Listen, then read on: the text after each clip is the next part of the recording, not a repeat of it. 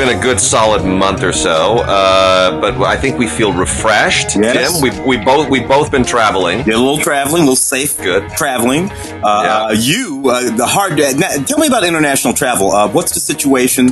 What do you have to do to get the hell out of this? It was pretty great. We bounced over to Paris, my first actual vacation overseas trip in more than a decade. Incredible to say. It's good. Our daughter's old enough now to travel.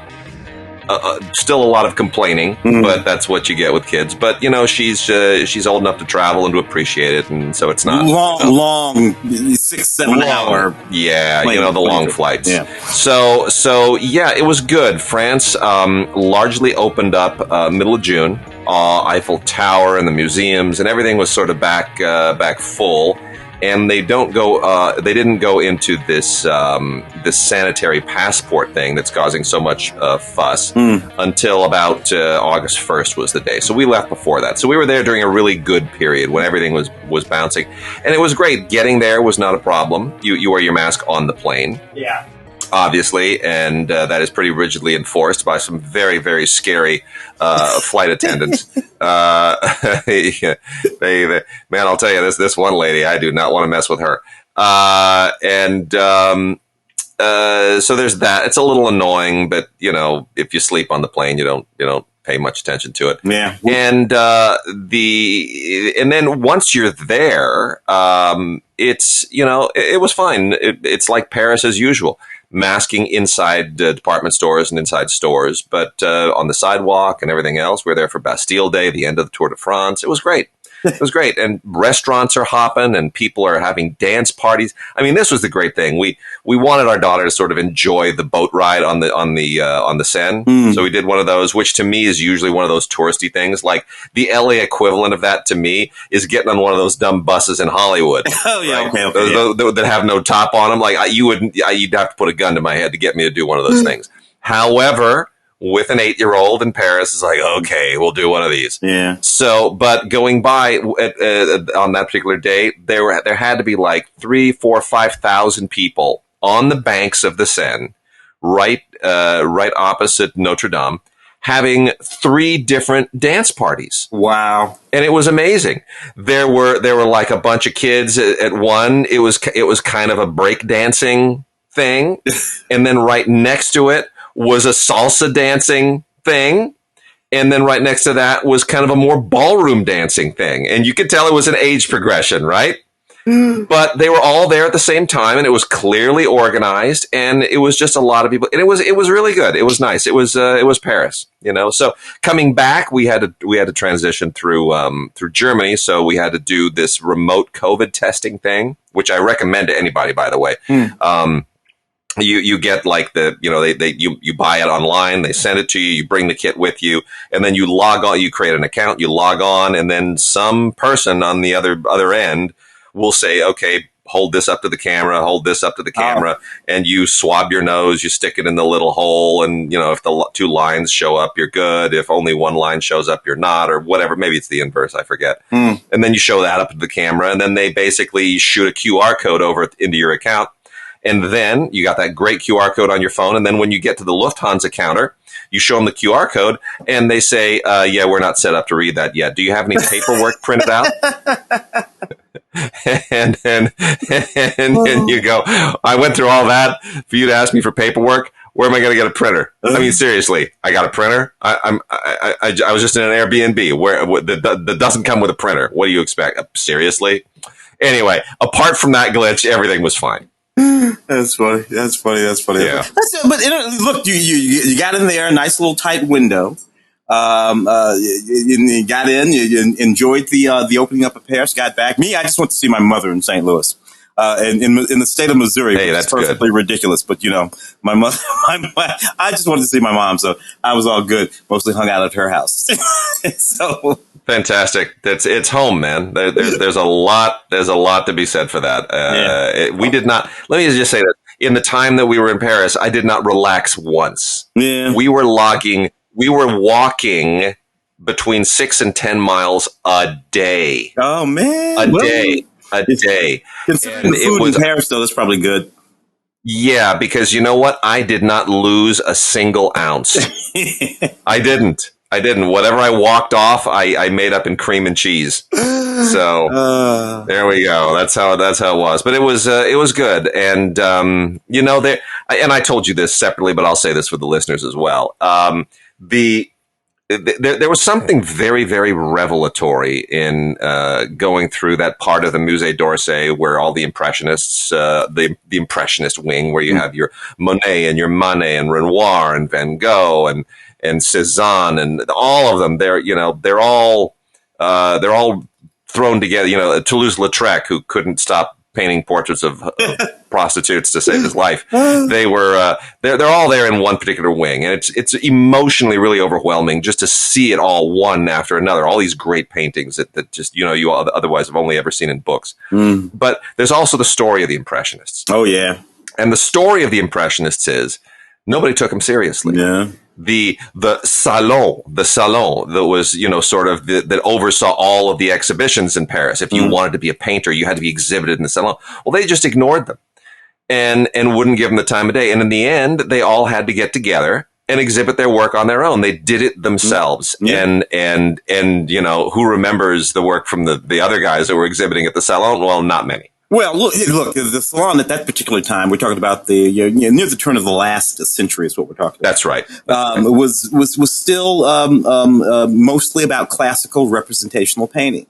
Things that look like what they were being painted. And looking at these people who were painting with dots and smudges and all this kind of stuff. What are you people doing? And that this term that we use now, impressionism, that didn't exist then. Of course, they weren't walking around calling themselves. It's our impression. No one was saying that then. That's a term of art that comes 25 years later.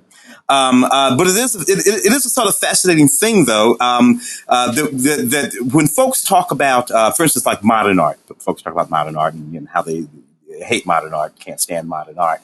I have to remind them, there was a moment in time when folks were looking at that Morisot and Degas and all of that, and they hated it. They really hated it. So relax. Your grandkids are going to love this crap. And the thing that occurred to me there was what a great metaphor. It isn't even a metaphor. It's an analogy. It's an analog. It's a predecessor even to what has happened before in the movie business. And to what probably needs to happen again, which is that, right now everyone is kind of complaining all over again about streaming. I mean, the one thing we should mention is Scarlett Johansson suing Disney. Oh, yeah. Which has gone south very hard. I mean, you would think that Disney would be a little more circumspect about, but then they turned right around and badmouthed her and said, oh, she has no sympathy for people during a pandemic and she's so rich. It's like, well, as a producer interviewed by the Hollywood Reporter said, look, that money's either going to the town or it's going to the studio. I mean, it's going somewhere. So no one suffering from the pandemic is going to get one of those bucks. That's not the issue. Yeah. No. So if you're like, oh, she's so greedy. Well, what do you say about the studio? Because if she doesn't get it, the studio is just going to get even more of it. I mean, somebody is going to get massively wealthy off of this. So there's, like you said, nobody who's unemployed during the pandemic is going to get that. So more lawsuits apparently are on the way. A lot of people are speculating that Emma Stone may be next, suing for what she lost off of the streaming debut of Cruella. But nonetheless, the point being that everyone is complaining now about streaming and losing money and not having creative freedom, and that my movies aren't getting into theaters, and they're not making these kinds of movies, and this kind of movie now has to become a series. And you're putting yourself at the mercy, basically, of the salon, right? It's the current day Hollywood structure is the Salon de Paris of 130, 40 years ago. Yeah. And maybe everybody needs to kind of do that UA thing all over again. That's how UA happened. Yeah. Was that Chaplin and Pickford and Fairbanks and Griffith got together and said, we're fed up with this. And maybe something comparable has to happen today. Maybe the people in Hollywood who are in a position to do so, who have the power, who have the names, maybe it's time for them to just say, shine it. We're going to band together and we're going to do our own thing and change it again. That we need that infusion every once in a while. Yeah, and of course it's all incredibly complicated right now. The pandemic is in fact still the pandemic. How theatrical exhibition will manage itself. I get it. The movie theaters are back. People are going to the movies. You see those NATO ads on television and all of that stuff. But we cannot pretend like there aren't a group of people, a sector of people who are simply not ready to go do that right now. It may take years. Yeah, and in the meantime, we have all of these things that we never had before. All these streaming services, Jungle Cruise. Yeah, what I think would help is some real serious transparency on the part of these companies regarding how much revenue is being brought in from streaming services. Right? Oh yeah. If I'm Scarlett Johansson and you tell me, look, Scarlett, movie theaters over here, we did this. This is what we brought in streaming on those $30 tickets. Your slice of that, in other words, if every one of those $30 subscriptions had been, whatever, I guess 2 ticket sales or something, I don't know, whatever. Yeah. Your cut would have been, thus and such. All things being equal, we're going to give you a piece of every bit of the appropriate amount of viewership from your movie. Yeah. And so, so I don't know what's hard about that.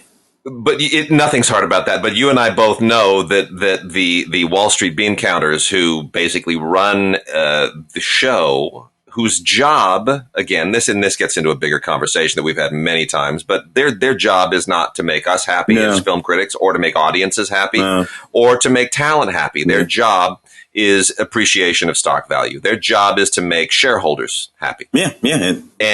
And they resent talent for that, for how they interfere with that process and for taking money off the table. And they resent the theaters for that as well. Yeah. So they want to migrate everything away from theaters, away from talent deals, away from everybody who sort of chips away at shareholder value, at anything that might, because it's not even the money that they earn. It's being able to go on that quarterly call 4 times a year and say, we just saw earnings increase X%. And then the analysts in Wall Street say, oh, well, this is a buy. And then shareholders, see their value increase and they can sell and they can do what they always do. And all the rest of us kind of get caught out in the cold.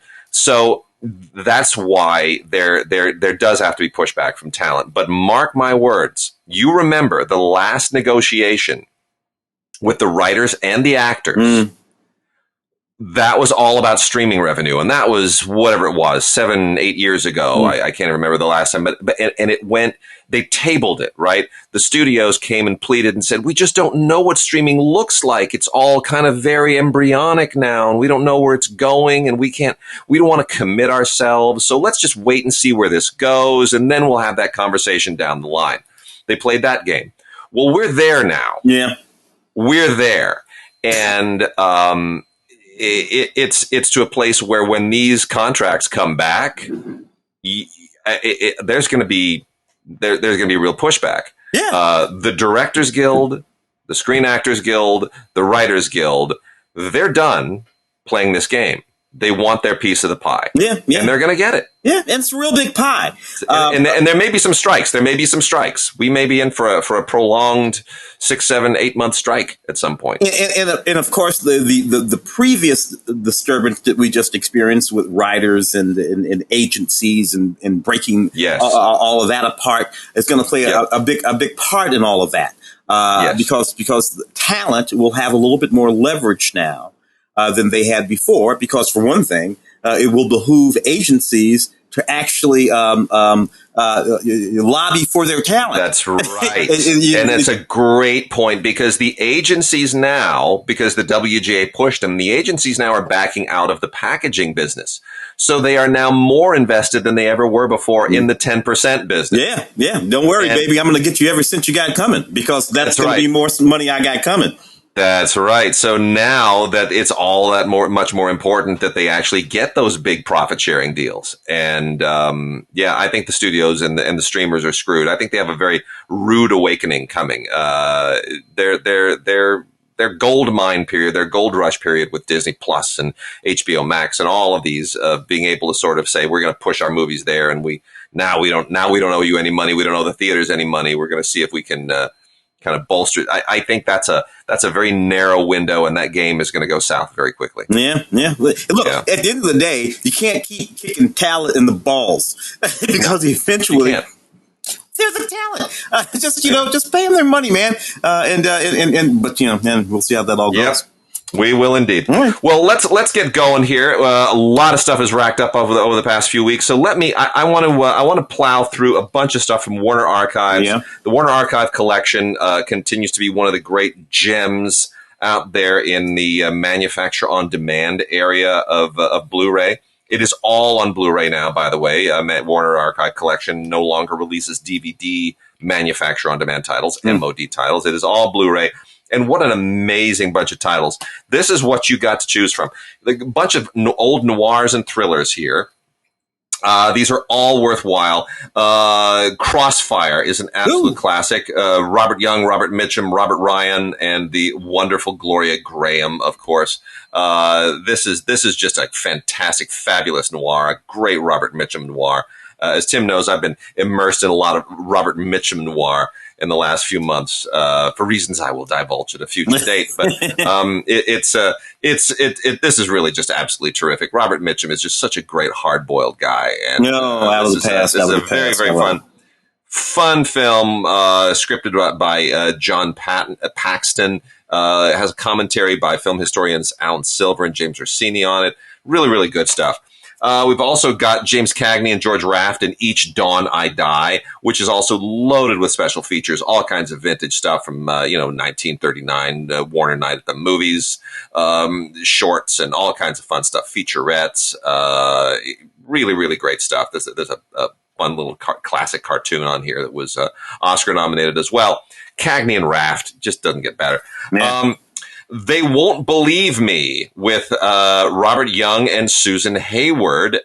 Susan Hayward, I always forget what an amazing, great femme fatale she was. Oh, man. Susan Hayward is just absolutely pitch perfect. Not a lot by way of extras on here. This was an RKO film originally. It came into the Warner Library. Bogart and Eleanor Parker. We always forget about Eleanor Parker. She's another one that kind of went away. In Chain Lightning. Not the sort of epic Bogart that we're often accustomed to, but still super, super great. This is a little bit more of a drama than a noir. It's a World War II and pilot melodrama, but it's Bogart, so it kind of lives in the noir realm a little bit. It's noir adjacent, I would say. Lawrence Tierney and Anne Jeffries in Step by Step, which is sort of a kind of a minor noir figure. This is also an RKO film. This has this really cool short on it, which is almost worth the price of the purchase alone. And by the way, Lawrence Tierney and Anne Jeffries previously starred in Dillinger. This was a film that kind of reunited them together. It's basically an espionage film. It's fine. It's fine. It's not brilliant, but it has this really, really cool short on here, the Transatlantic Mystery, which is really pretty awesome. I'd never seen it before. And then they have the great Piggy Bank Robbery as an animated short. And the last of the noir bunch is I Wouldn't Be in Your Shoes with Don Castle and Elise Knox. Love these titles. I Wouldn't Be in Your Shoes. This is a minor noir, but a really, really, really good one. This was one of the earliest films produced by Walter Mirisch of the Mirisch brothers, who would, of course, go on to do all the Pink Panther movies and a lot of Blake Edwards stuff, some Billy Wilder stuff. I mean, and by the way, Walter Mirisch, we should point out, is still alive. Oh, yeah. He's like 97 years old, still goes into the office every day on the Universal lot, coat and tie, goes to his office, still has his production deal with them. Yeah. I'm sure it doesn't cost them a lot to pay for that office, but you're not gonna cut the Walter Mirisch off at the knees. So anyway, they started with Monogram in the late 40s, and this was a Walter Mirisch production, and it's based on a novel by Cornell Woolrich. It's a good, solid, classic noir. with some very, very decent actors. And they restored this from the original nitrate elements. So it is absolutely pristine. If you can see this on a great, great system, you do yourself a favor and by all means do it. We've also got some, let me dip in here, got a few Westerns. No. There was A Crooked Man with Henry Fonda and Kirk Douglas. Yeah. Also, Burgess Meredith, Warren Oates, Hume Cronin.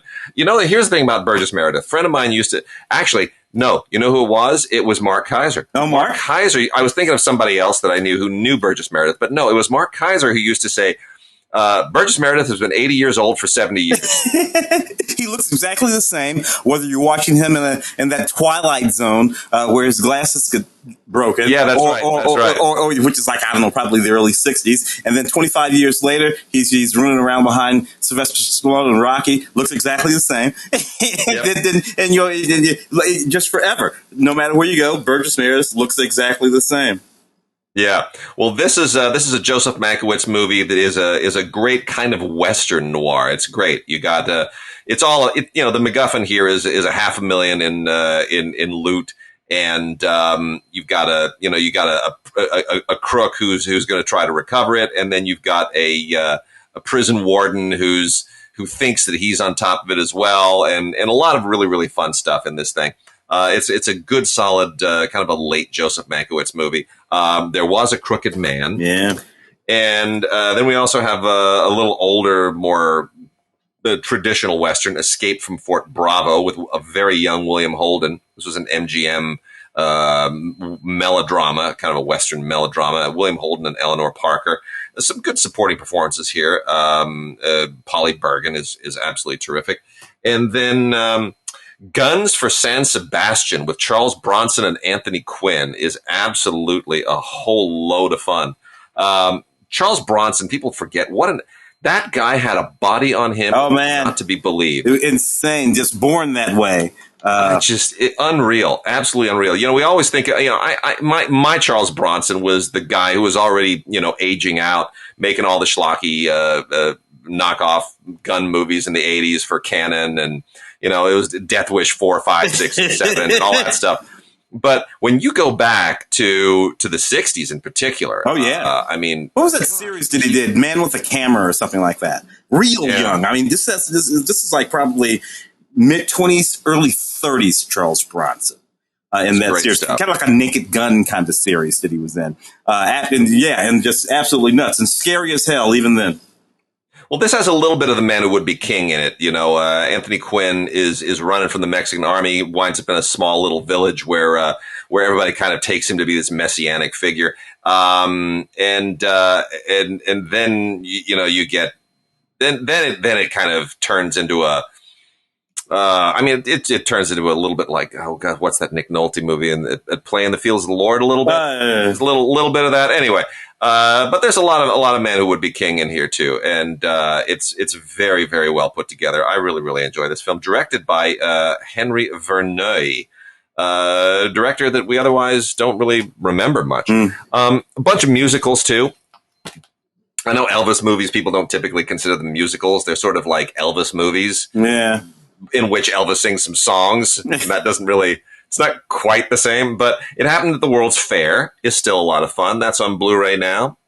We can get that with Gary Lockwood from 2001 and Star Trek showing up in a sporting role, directed by Norman Taurog, who, of course, did a lot of great Jerry Lewis stuff, too. Broadway Melody of 1940 with Fred Astaire and Eleanor Powell. Priceless, absolutely priceless. The Broadway Melody movies were kind of like what Gold Diggers was for Warner Brothers. The Broadway Melody films were for MGM. They just made a ton of them, and then sticking Fred Astaire in there by 1940 was great. Oh, by the way, one of the earliest Best Picture winners was the original Broadway Melody. Annie Get Your Gun with Howard Keel and Betty Hutton. Betty Hutton is just absolutely terrific here as this great Broadway adaptation, with the Irving Berlin songs, and it's just absolutely terrific. Whole lot of fun. Betty Hutton, so good. I forget, I think it was just the one Judy Garland was originally supposed to be in. Was that the one? I think it was, actually. I forget, the one that Judy Garland was fired from. I think it was. Anyway, directed by George Sidney. Pretty great. Athena is a lesser-known musical with Jane Powell and Debbie Reynolds and Vic Damone. A guy named Edmund Purdom also shows up in this. I don't remember Edmund Purdom at all, but apparently he was a thing at the time. But this is another fun MGM musical. Debbie Reynolds is the real reason to watch this. Jane Powell is great, but Debbie Reynolds just amazing in everything she does. MGM's beautiful Technicolor Ziegfeld Follies was a huge. I mean, if you're going to make a movie about Ziegfeld, you got to compete with Ziegfeld. Yeah. And this was just an amazing Vincent Minnelli directed, complete blow up. It's great in every conceivable way. It does justice to the material. Everybody is in this thing. Fred Astaire, Gene Kelly, Lucille Ball, Judy Garland, Lena Horne, Red Skelton, Esther Williams, Fanny Bryce. It's amazing. Like, everyone shows up in this thing. They went to town. It's beautiful. It's one of Vincent Minnelli's most entertaining films. And then lastly, of all of the musicals, is the Busby Berkeley directed Take Me Out to the Ball Game. I, of course, have been very immersed in Busby Berkeley lately, as Tim also knows. Frank Sinatra, Esther Williams, Gene Kelly. Really a fascinating film in the period, because Gene Kelly and Busby Berkeley did not exactly get along with each other, but they did make more than one movie together. The story of this one is quite interesting, and you don't really get it here because there's no commentary, but Stanley Donen and Gene Kelly wrote the story, and were, of course, very close friends, would go on to direct Singing in the Rain together. And Donen was sort of Kelly's, backup guy, his mentor in many respects. Man, they hated Busby Berkeley. It just did not get along. Anyway, another classic one from the MGM period. Frank Sinatra's kind of forgotten a little bit in this one, but it's okay. It's okay. Take Me Out to the Ball Game. Fun film. Some more recent films from the Warner Archive collection that are worth mentioning really quickly is Quick Change with Bill Murray. Oh, yeah. Right, as the clown. Oh, my God. One of my favorite scenes of Randy Quaid before he went nuts. That's right. The most exquisite Gina Davis. That movie. It's great. Directed by Howard Franklin, who previously did the Public Eye, which my mother-in-law, by the way, was an extra in, but has is like almost a featured extra. There's a huge close-up of her as she kind of walks into, and then the camera pans over to Joe Pesci. She's I'll talk about it. It's a whole thing. It's a whole thing. Yeah. It's a thing. Quick Change. Howard Franklin. Why isn't that guy doing any movies anymore? That's great. Drop Dead Gorgeous with Kirstie Alley and Ellen Barkin and Kirsten Dunst and Denise Richards. What happened to this movie? Oh man, I remember that movie. It's crazy. I remember that movie. Yeah, it was a fun little comedy at the time. And they're all still around. They're all still with us, just not making movies. Yeah. She's skinny again. She got skinny. She was skinny in that movie. Got fat. Got skinny. Got fat again. Got skinny again. Yeah. And then we, of course, have the Barbet Schroeder directed Reversal of Fortune, which won an Academy Award for Jeremy Irons as Klaus von Bülow.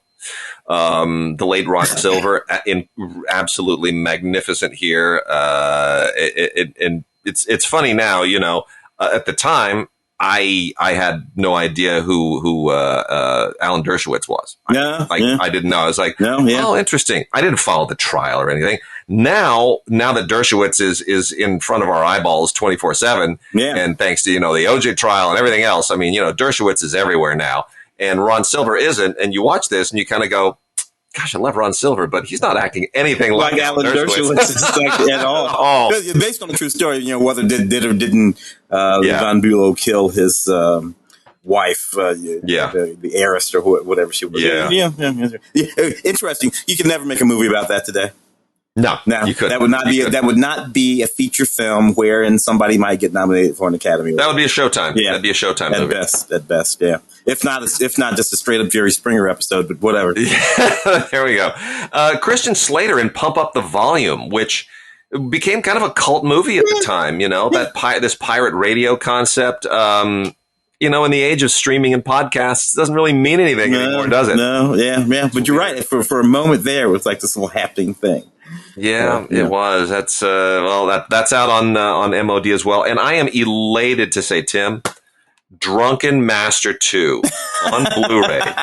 I cannot celebrate this enough. Here's the thing. Drunken Master 2, the Jackie Chan, the sequel to his original 1970s era Drunken Master. It came, 16, 17 years after the fact, but early 90s amazing. Or something like that. Early 90s. Yeah. It's early 90s. It's an amazing film. I mean, it is epic. It is fun. Jackie sings the theme song, which is hilarious.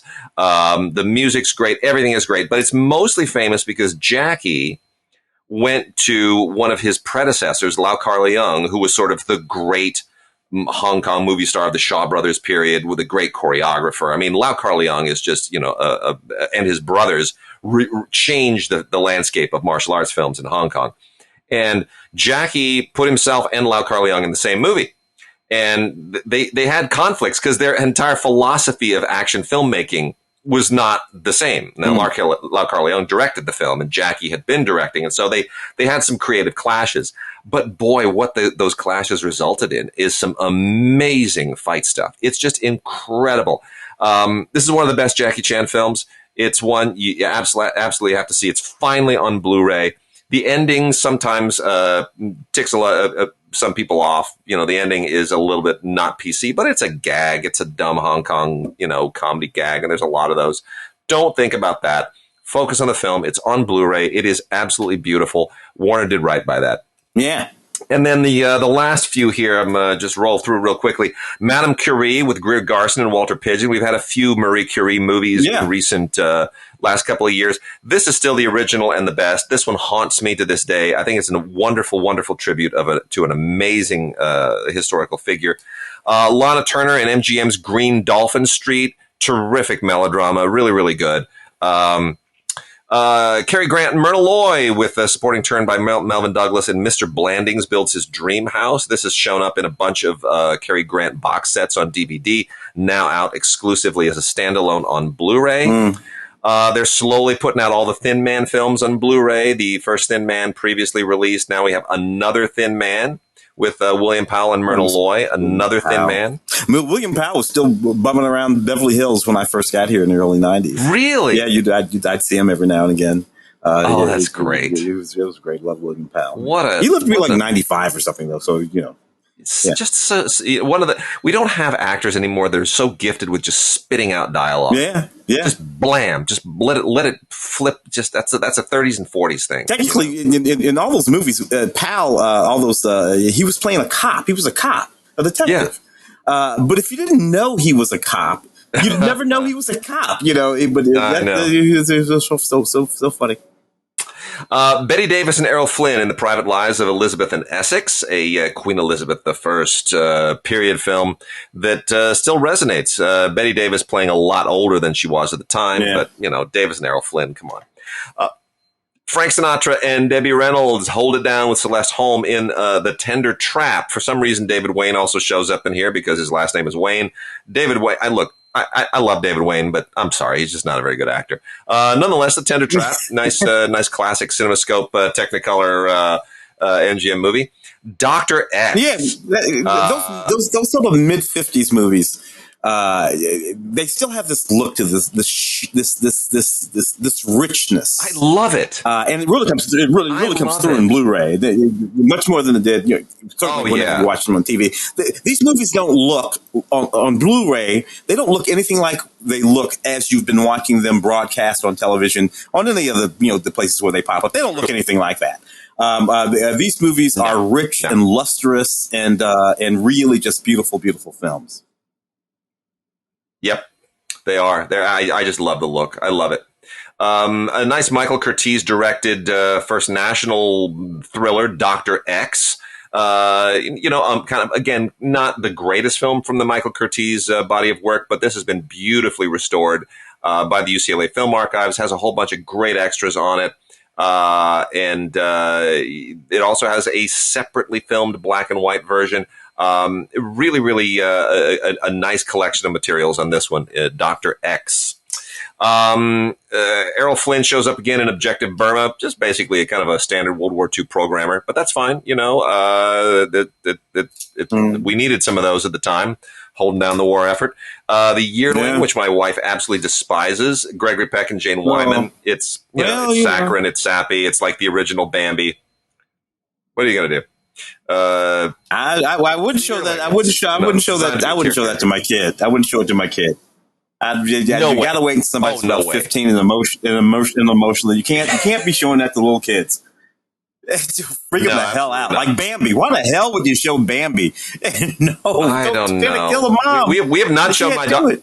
We have not shown my daughter Bambi. And look, my daughter does definitely. She's very aware of the fact, after having watched all of the various princess movies 1,000 times, that there are no moms in these movies. Yeah. The moms all die. Yeah. They all die. And in the case of Frozen, both parents die. Yeah. So, then we got Bob Hope and Lana Turner in Bachelor in Paradise. I don't know who thought that it was a great idea to pair Bob Hope with Lana Turner, but Bob Hope thought it. That's who thought it. That's right. It's a fun pairing. It really, really is. It's a later Bob Hope movie, but I'll tell you, it's great because Hal Cantor, the great Hal Cantor, co-wrote the script, and what an amazing comedy writer he was. Agnes Moorehead is lovely, and a supporting turn here too. And I'll tell you my Hal Cantor story here in a second before we move on. And then real quickly, last two, Boris Karloff in Isle of the Dead. It's just, it's a ridiculous, spooky film that, made for RKO in about 18 seconds. This is an early 40s thing. It doesn't really warrant much discussion, but it's got Boris Karloff, so there it is. And then lastly, I mentioned this only because some people are fond of this. I am not. I think this is an absolutely terrible film. But The Bermuda Depths was a live-action film that was an attempt by Arthur Rankin and Jules Bass, who, of course, did all of our little animated holiday specials and whatnot. They need to stick with Santa Claus is Coming to Town and Frosty the Snowman and all that stuff, because when they tried to do live action, it just did not work. But nonetheless, you got to give them credit for sort of wanting to stretch a little bit. It's not a good film, but it's got an audio commentary on it, and there it is, The Bermuda Depths. It's kind of terrible. So real quickly, my Hal Cantor story. Yeah. I went to years and years and years ago. There was a comedy writers. Well, it was generally a writers thing that they had at the Lowe's Hotel in Santa Monica. I can't remember if it was Writers Guild sponsored or not, but it was Writers on Writing. It was a nice little sort of convention and a lot of good panels. And there was a comedy panel that had Hal Cantor on it, and it also had Norm Macdonald on it.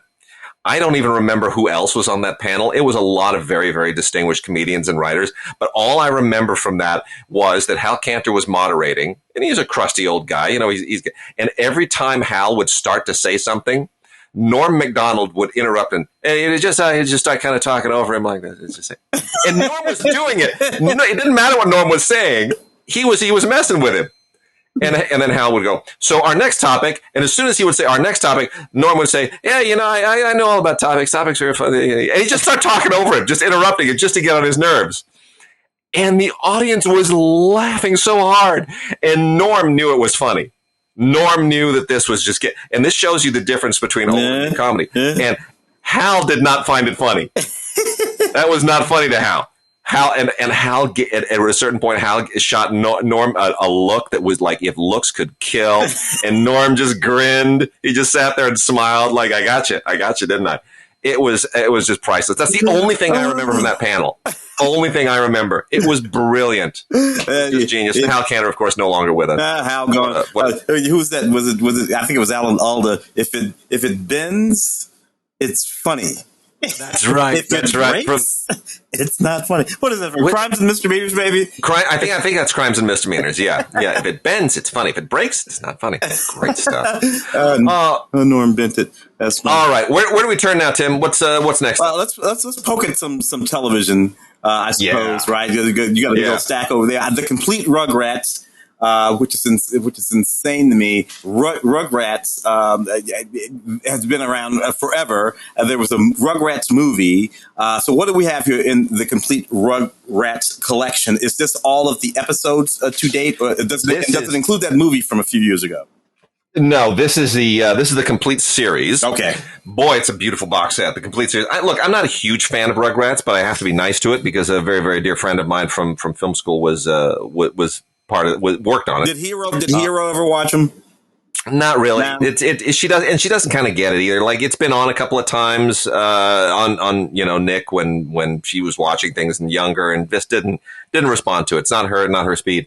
She doesn't really like shows about kids per se. She likes the only little girl shows she likes is Peppa Pig and Sarah and Duck. Those are the only ones that she really responds to.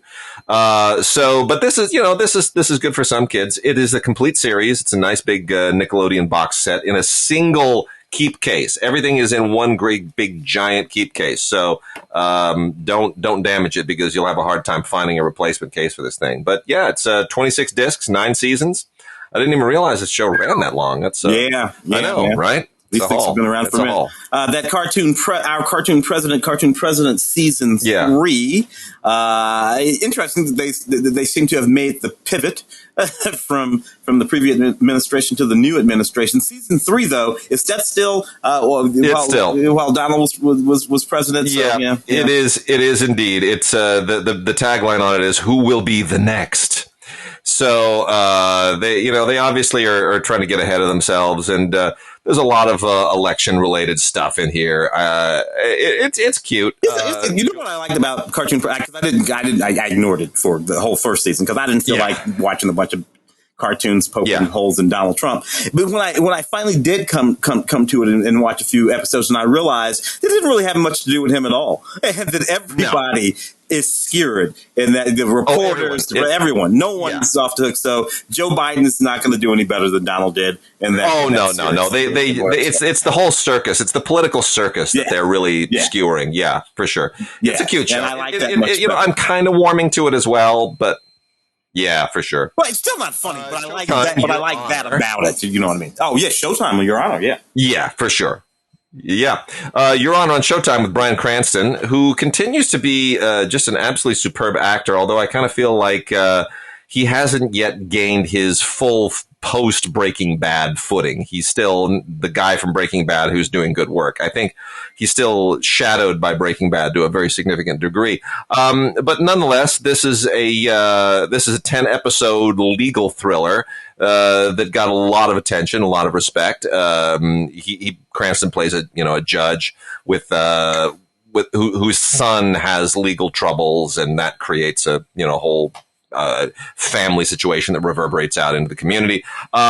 Real solid, real solid. But Cranston I think he still needs that gig to get him, out from under the Breaking Bad thing. Yeah. His Dark Materials, which is the series I want McAvoy and a few others. You know what I love about these series? For one, they're sort of little girl centric. At the center of that series and so many of these other series, it's generally speaking a little girl or a young woman, however you want to shape it. This one is too. It's sort of fantastical, and it was sort of interesting. Lin-Manuel Miranda shows up, I think, in that second season. Is that what you have there? The second season of his Dark Materials?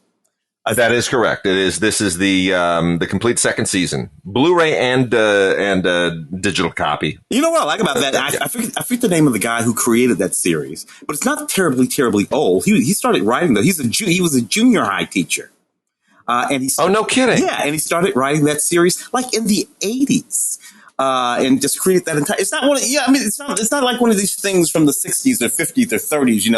Tolkien or something like that. He's just this guy who was a junior high teacher, and he kind of got into the stuff that the kids were into, and he thought, I think I could write a story that my junior high kids would like, and he would write them, and he would read them to his kids, and they loved them, and he just expanded them, and now he's, needless to say, not a junior high teacher anymore. See, I love those stories. I mean, look, J.K. Rowling was homeless at one point, living in her car. Yeah, living in her car, and I love that. I love hearing those stories. Just keep on plugging away. Keep on plugging away. So that's season 2. That is season 2. Paris and Recreation. Parks and Recreation. Is that the complete? Is that the complete series? Yep. Yeah. Hold on. So here's what they've done. They've given us a complete Parks and Recreation Blu-ray set.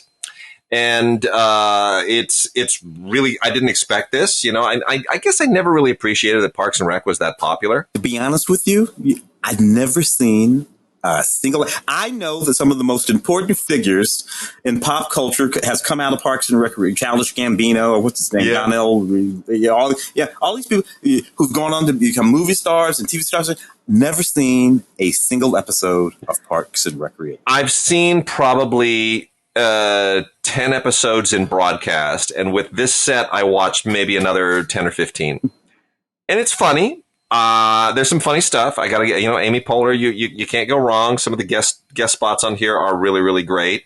This has given us like you said, a lot of great stars have come out of this thing, but it still has that quasi documentary thing that started with The Office, where they kind of played to the camera a little bit. It's still that whole stylistic signature is still very, very much a part of it. Now, Chris Pratt came out of here, so we got to give him that. He's a huge movie star now with Guardians of the Galaxy and Jurassic World, but it still has that, and I just don't.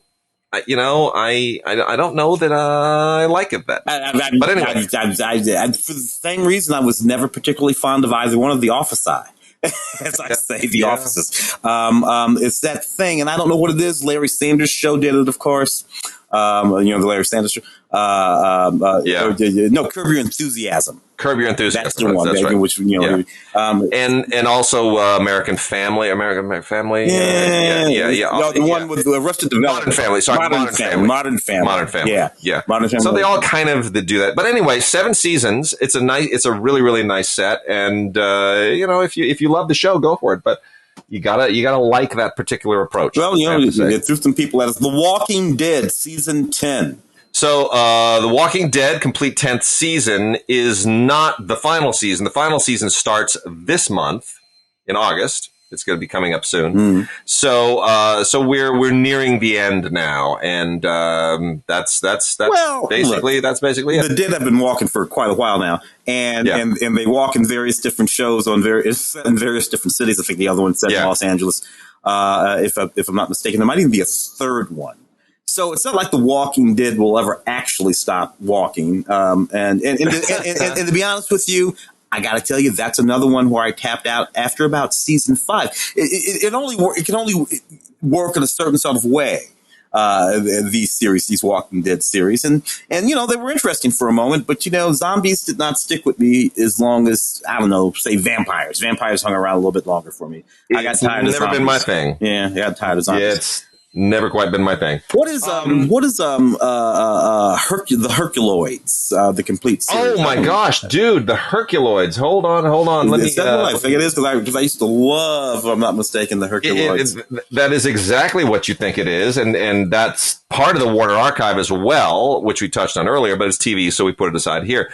The Herculoids was the Hanna-Barbera series. Okay. That kind of sort of He-Man-ish. Stone Age thing with it's like a kind of a fantasy He-Man-ish superhero team. It had that little blob thing. It had that like Triceratops that would shoot things out of its horn. You remember that? I love that series. It was this is mid-60s stuff we're talking about, right? Animation. I think we're about 74 with this one. So I guess they carried. I remember the very early. Alex Toth created that series, and it was fantastic. I loved all that stuff. Don Messick and Virginia Gregg and all those guys. Yeah, it's not bad. It's a little silly in hindsight. You're talking kind of like a cross between He-Man and the Fantastic Four, and maybe Johnny Quest. Hard to know. But you got the little blob creatures. What are they called? Gloop and Gleep. Yeah, right. It was a fun idea. It didn't quite work out, but hey, why not? The Herculoids. So that's out in a complete series on Blu-ray from the Warner Archive collection as well. That is also MOD. I bet you that is just going to pop off the screen. I bet you just pops off the screen. That animation was insane back then. So primary colors to the wall. Got a few National Geographic seasons that have been added in for some of these shows as well. Running Wild with Bear Grylls is now in season 6. Dr. Oakley Yukon Vet is in season 9. Heartland Docs DVM is in season 3. Life Below Zero Next Generation, which is really a good show. It's not about docs. That's in season 2. That's really worth checking out, I would say, by the way. If people haven't looked at this, this is about basically people, living off the grid in Alaska. And man, you can be part of America and not really be part of America. You know what I mean? That's what makes it America. And then the last one, still dealing with doctors, is a new show in its first season called The Wildlife of Dr. Ole. And Dr. Ole Alcumbrak is this guy who runs an animal hospital called White Mountain Animal Hospital in Arizona, and it's okay. I mean, any of us who've had pets or who have loved ones who've had pets, you've been to an animal hospital. They're not the greatest place in the world. It's kind of depressing. Yeah. But there's a way of making a show out of it, and they have done that. Yep. But of all of these, I got to say that Life Below Zero is great, and Running Wild with Bear Grylls, is still pretty interesting. Now, yeah, that's all Nat Geo, right? All Nat Geo. All Nat Geo. That's Nat Geo. Yet Nat Geo is also the producers of Genius, Aretha, that Aretha Franklin, the young Aretha Franklin series. I'm still trying to get my mind around how some of these networks and whatnot have managed to metamorph themselves into. I don't know. It just never occurred to me to go watch the series about Aretha Franklin on Nat Geo. Cynthia Erivo was nominated for some Emmys. That's all. But nevertheless, I don't know. Nat Geo, do you have that one? I got it right here. Season 3 of Genius. So what they do is that each of these shows, they pick a different person to sort of biographize. Is that a word? It is now, baby. Yeah, it is now. All right. So they give a different dramatic treatment to a different historical figure of genius in each season. And season 3 is Aretha Franklin. What's going to be really interesting, and Cynthia is very good here. I mean, she is very good. Let's take nothing from her. She's an Oscar-nominated actress. She's extremely talented. She's a wonderful singer. She looks a great deal like Aretha Franklin. Yeah. Probably more than Jennifer Hudson does. But Jennifer Hudson, the bigger movie star, and that forthcoming movie, Respect, which is coming out within, I think, a month or so. Yeah. That's going to be very interesting. How does this compare with that? I'm really curious. I'm really looking forward to Respect. I think the trailer is tremendous, and obviously it has a bigger budget, but this has more time. This really, really stretched it out across a season, so really blankets her life. So I don't know. It's going to be very interesting to see. Jennifer Hudson versus Cynthia Erivo. Yeah, the Courtney P. Vance, who's playing the Reverend C.L. Franklin in that one that you have there. He also nominated, if I'm not mistaken, for an Emmy. Yes, correct. So Oscars versus Emmys. I don't know. It's going to be interesting to see how those things sort of play out and matter in the world. As they do. Of course, Jennifer Hudson was tapped specifically and directly by Aretha before she passed. They were good friends, Jennifer Hudson and Aretha Franklin, to play her eventually. That's a thing. A series that I started off watching early on, and it's released, is Shameless. Now we're up to season 11. I think you got season 11 there of Shameless. To be honest with you, I didn't know that series was still on. Or maybe it's not. Maybe is that the end of the? This is the end of it. The 11th season is the last one. It did indeed tap out at 11, and I will confess, I just never really got this. I tried to watch a few episodes. I tried to sort of get into the whole, South Side family thing. It just and I can't quite tell you why it doesn't entirely work for me. Because I love William H. Macy. I think they surrounded him with a very good cast. I think some of the writing is sharp, but I think part of my problem may be that I'm sort of, I've OD'd on dysfunctional family television where it's a little dramatic and it's a little comedic and we're supposed to laugh. And then, there's been a lot of that. And I guess it just feels like I'm at my limit. Oh, dude, I'm way out ahead of you on that. I wouldn't have liked that. Hey, look, I wouldn't like that guy if he lived next door to me. I wouldn't like him. I wouldn't like his sketchy kids. It's so. I wouldn't want to deal with their crap every day. So, and I get it. I get it. You have these sort of families, these people. They happen. I grew up with some of them. I know you grew up with one or two of them. Yeah. And the fact of the matter is, even in my family, there are people who are adjacent to that kind of stuff. And you know what? I'm good. I'm good. Don't need to watch a TV show about this alcoholic every day. All right, Tim. Okay. Tim, you are the Doctor Who man. Oh yes. We got three here. Oh, outstanding. we got two new ones from the Peter Davison years in the 1980s. The King's Demons and a special edition of the Visitation.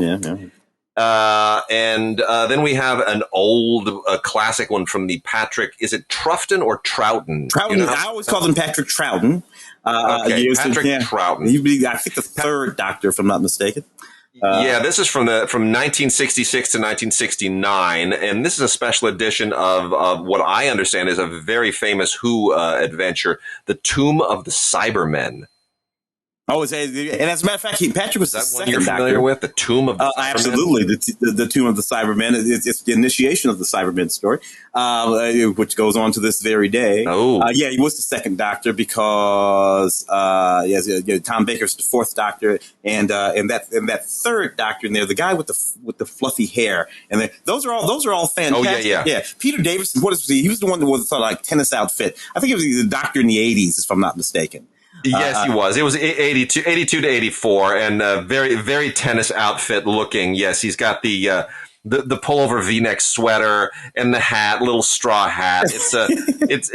It's all the whole outfit is a little bit like trying too hard. You're like, you're just a little too casual there, dude. After Tom Baker, with the scarves and the fedoras, everybody. That's right. That's right. Baker was the guy who really kind of introduced a fashion sense, wasn't he? Dude, I wore those long scarves for years. After watching that. Yeah, so those are great. Fantastic. Some Doctor Who's from across the century. There. What is American Gods? That was that series. It was literally that. That lasted 3 seasons? American Gods, this is season 3 from Stars. And this was based on Neil Gaiman. Yeah. Or Gaiman. How do you pronounce Gaiman? That's what I always said. I always said Gaiman. Yeah. So this is based on his work, and it's an interesting idea. It kind of tries to bridge us across the superhero religious divide to the idea that there are these supernatural figures that may actually be real. They are sort of our real life superheroes. It's sort of a jump, it's a little bit of a science fiction conceit, but it sort of works. They introduce new characters in season 3, and it still feels like it's trying to find its footing, and I'm not sure this show ever gets its footing. I'm not sure there is a season 4. Did this thing get canceled? Do you know? I don't know. I don't know if they got canceled or not. I don't even know. Well, anyway, I mean, some good performances here. I think a lot of these characters, the actors that we're less familiar with, will obviously go on and have more substantial careers. I don't. I'm very familiar with Norse mythology. I was very much into it as a kid. I was into all the mythologies. I learned Egyptian and Norse and Greco-Roman and all that stuff, and certainly studied up a little bit on some other Middle Eastern mythologies. And I kind of understand where Gaiman is coming from, what he's trying to do, but it also feels a little tiny bit I don't know, simplified in some sense. It's fine. It's fine. All right. Tim, did you ever watch The Critic? Oh yeah, I love The Critic. The little squiggle vision, very clever. Does it reflect what we've gone through for far too long a period of our lives? I mean, I think John Lovitz doing the voice of the critic absolutely captures a certain kind of critic that we know. Yeah, absolutely. Who was that? Who was that guy that worked at Entertainment Today when we were there 30 years ago? Sam Frank. Yeah, and his brother too, who's actually wandered around this town pretending to be me. I remember that. It was just bizarre, considering he was a small Jewish man and I was a small black man, and I'm like, we're both kind of Jewish, but Frank, I forget what his brother's name was. I don't know what his brother's name. Yeah, I can't remember either. But how he could actually get into movies pretending to be me was always fascinating. I never ratted him out. I let him, you go knock yourself out with it, right? If you can get past the folks, do it. Well, they're the critic. It definitely there is a dash of Sam Frank in here and a lot, a little bit of Ebert and a few things. Yeah. Oh, a little bit of me too. I'm not even gonna pretend. Yeah. But it's a fun series. It's a fun little series there. It was short lived, but it was a fun series. That's out from Mill Creek. Pennyworth. Have you been watching Pennyworth? I did watch a couple of seasons of Pennyworth. Pennyworth, of course, going on to become the valet, the man.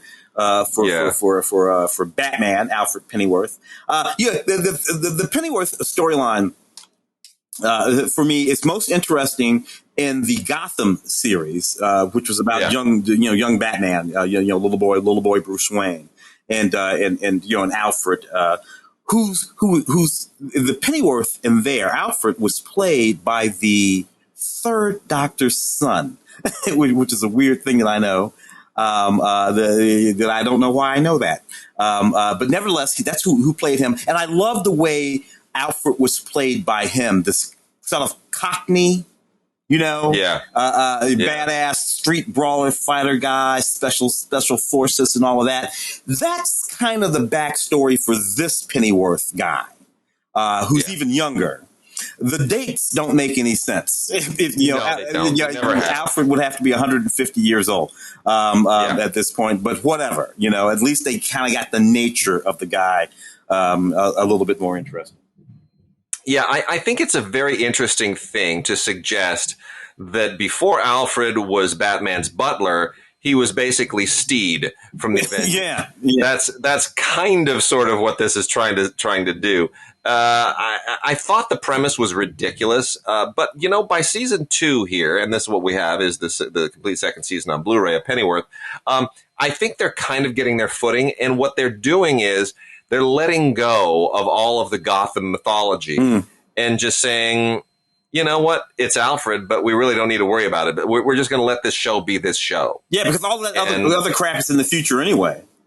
And too much baggage. Most of this show takes place in the UK.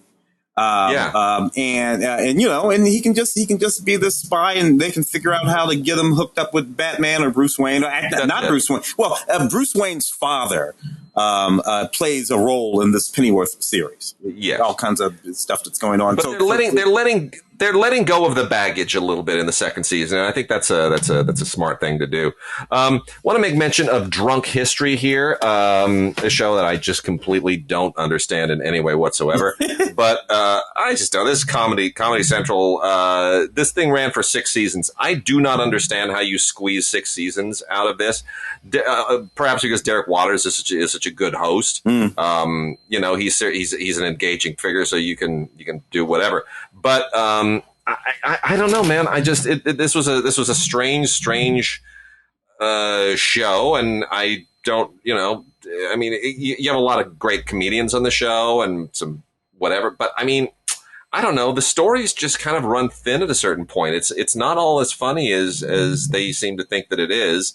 They got some good guests. Again, Tiffany Haddish and Bill Hader and a lot of people. Will Ferrell produced this with Adam McKay. That's probably the only reason that they got it off the ground was because Will Ferrell and Adam McKay walked in and said, a show called Drunk History. Greenlit. I don't know. Anyway. The only drunk sort of circumstance, same thing going back to that show, that series, Shameless. that I ever found particularly funny and engaging in a consistent way is when what was his name? Foster. I want to say Foster Brooks.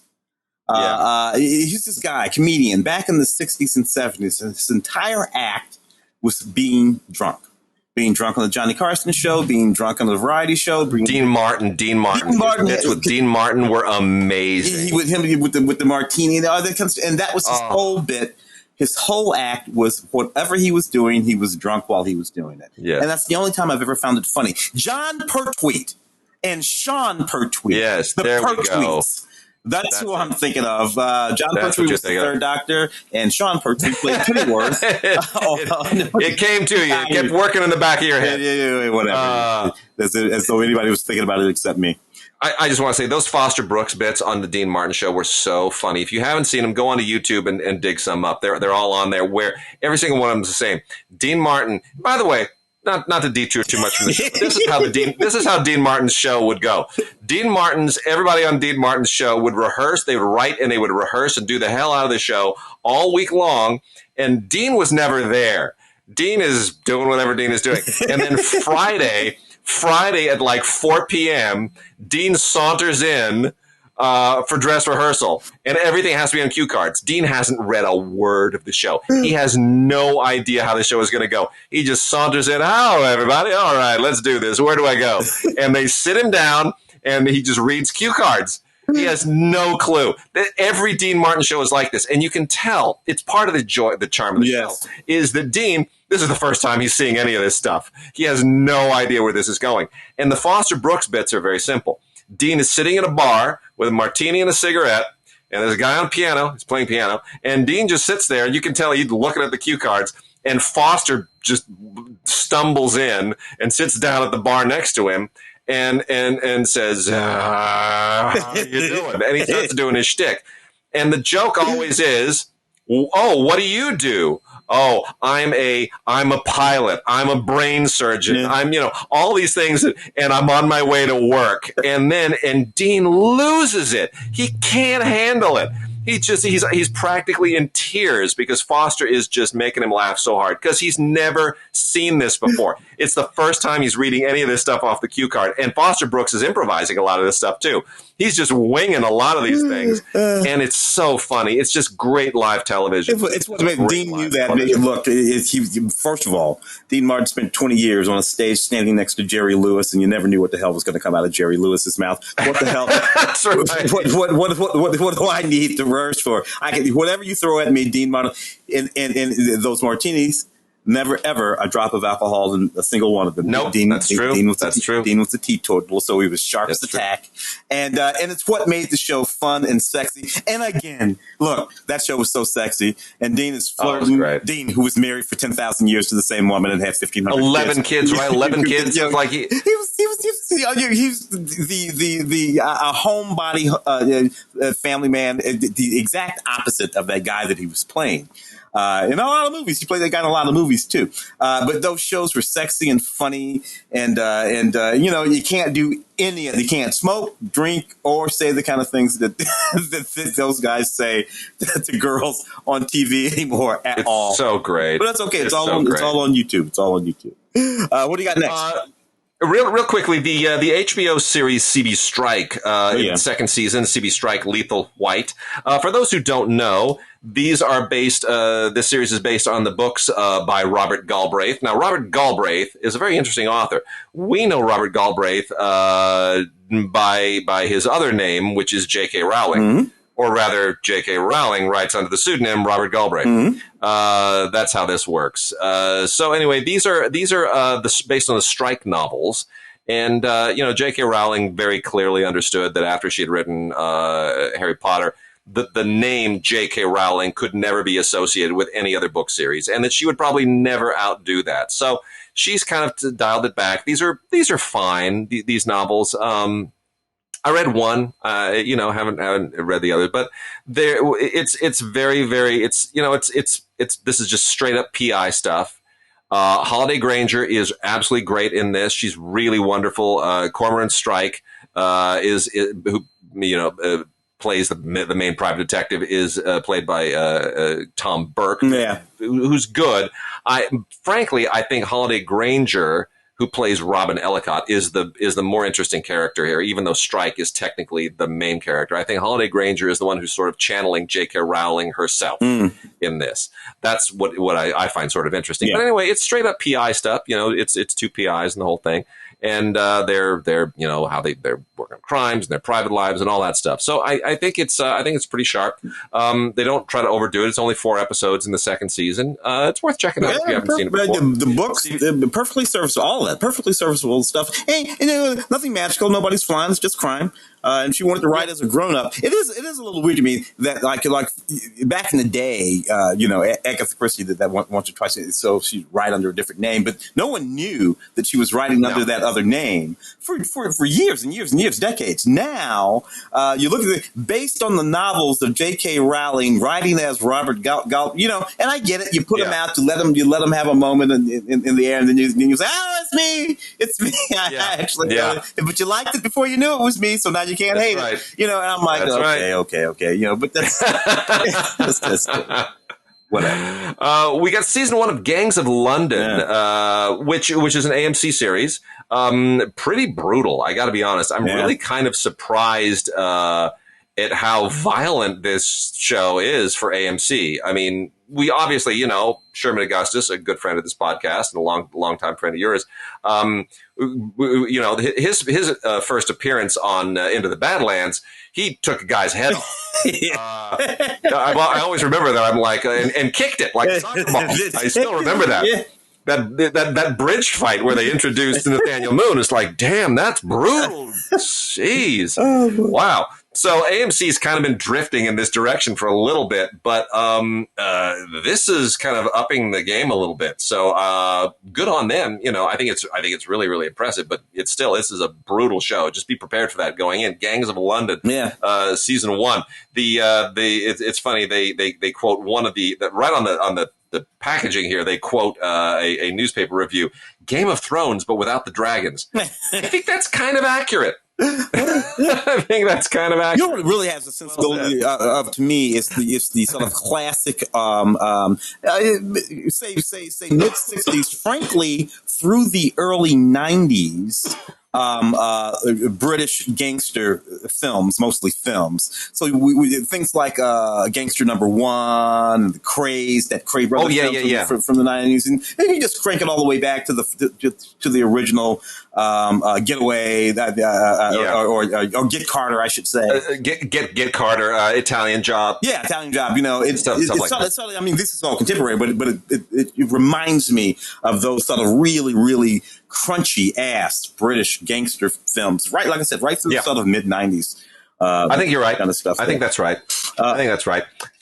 Star Trek. We'll talk about Discovery. Yeah, let's do it. Season 3. I'm a bigger fan of the whole Star Trek world than you are. The thing that I do appreciate, and I could poke at all of it. A couple of those the very contemporary movies with I could poke at all of JJ's movies and all that. I could poke it, but I will say this about them: at least they try to keep them all coherent within the Star Trek universe. They try to place them between this connects to that, and this is that, and this, all this kind of, they do that in these series. This one does it too. This one's cheating a little bit now because they jumped from their own time, which of course was originally that period. What was the period? It was post Enterprise. It's like 24th century. I think 24th century. But pre, Picard and all that kind of stuff. But Pike is there now. They've leaped. 1,000 years into the future. So the series now exists, say, like post Picard even, which is kind of a cheat. Season 3 there that you have sort of explains how that all comes to be. And like I said, at least they explain their behavior and try to keep it connected to the rest of Roddenberry's universe a little bit. I'll try to be a little bit kinder to it. I mean, I understand that, and I hate Picard. I think people know that I really hate what they did in Picard. I think it's a dumb show. And what bothers me with this a little bit is that they're all still trying to. They haven't quite figured out that everything on Star. I mean, they have to some degree, but they can't do it quite as well as Roddenberry and his writers did. They haven't quite figured out that everything on Star Trek is somewhat metaphorical of the here and now, right? Yeah. It is saying if we project our current conflicts into the future. If we project our current struggles into the future, our social problems, our family problems, our societal problems, our geopolitical problems, what does that look like? If we assume that human nature is constant and that the things that, that break up marriages, that bring people together, that loving your kids, that, having character failings, all the things that make us human, if we just assume that all of that stuff is a constant, how does that, what kind of future does that make?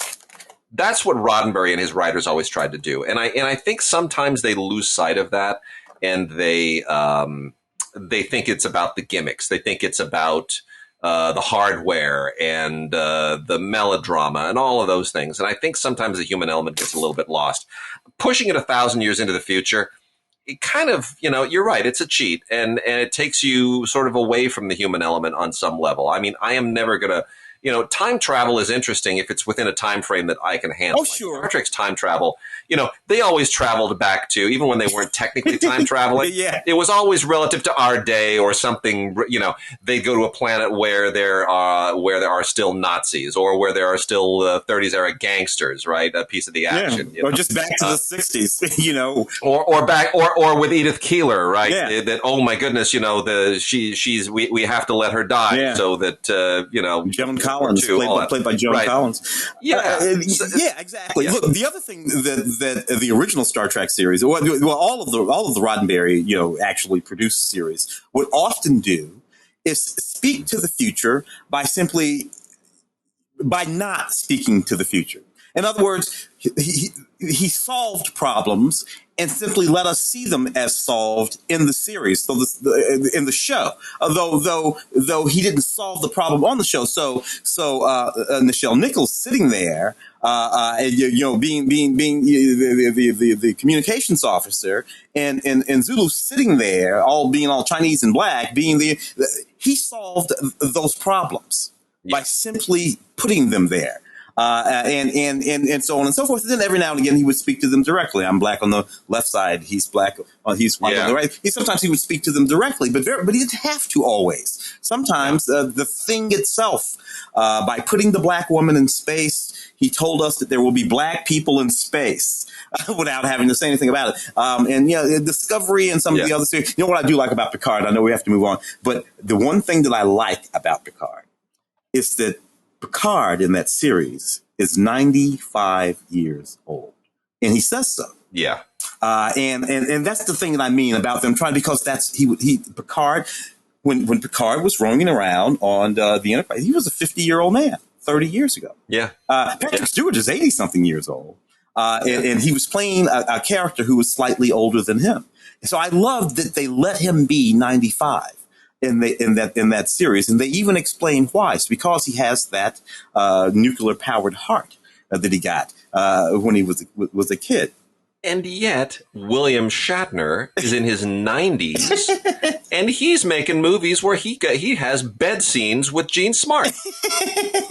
I'm sorry, and playing a guy in his 80s, in his 90s, playing a guy in his 80s. So I love all that stuff. I just think they should have never killed Kirk in that stupid ass movie.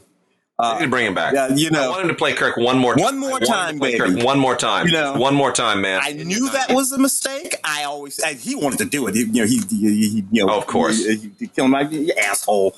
Don't kill the guy we love. As long as he's alive, as long as you're alive, Bill, Kirk is alive. Yeah. That's the way that should be.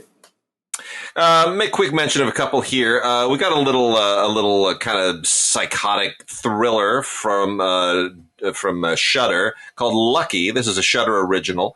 It's kind of a time travel-y horror thing. I don't know that it really quite works. It tries to be a bit of social commentary as well about the whole self-help scene. The whole thing kind of centers around a self-help author.